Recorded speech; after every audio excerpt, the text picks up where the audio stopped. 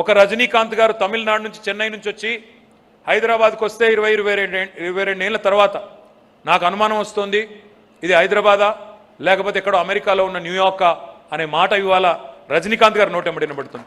సన్నీ డియోల్ అని ఒక BJP MP, ఆయన ముంబై అక్కడ ఉంటాడు, బాలీవుడ్లో యాక్టర్. ఆయన వచ్చి ఆయన చెప్తా ఉన్నాడు హైదరాబాద్కి నేను గతంలో కూడా వచ్చేటోని 20 ఏళ్ల కిందట, ఇలా హైదరాబాద్కి వస్తుంటే నాకు ఇక్కడే ఉండిపోవాలనిపిస్తుంది, అంత అందంగా తయారైంది మీ హైదరాబాద్ అని ఆయన చెప్తా ఉన్నాడు. లయ అని ఒక అమ్మాయి సినిమా యాక్టర్, ఆ అమ్మాయి మరి మీరు చూసే ఉంటారు. ఆ అమ్మాయి గతంలో సినిమాలు ఉండేది, తర్వాత అమెరికా వెళ్ళిపోయింది, మళ్ళీ ఈ మధ్యనే ఒకసారి తిరిగి వచ్చింది.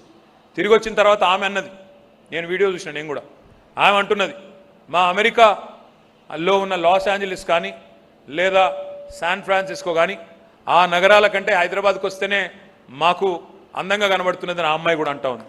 నిన్నగాక మొన్న నేను మన గంగమ్మని కలిసిన, ఆ మై విలేజ్ షో, గంగమ్మ తెలుసు కదా, గంగమ్మని కలిసిన నేను. గంగమ్మ మొన్ననే దుబాయ్ పోయి వచ్చింది. ఎట్లుంది గంగమ్మ దుబాయ్ అన్న, ఏమున్నది మన హైదరాబాద్ లెక్కనే ఉన్నది కదా అన్నది.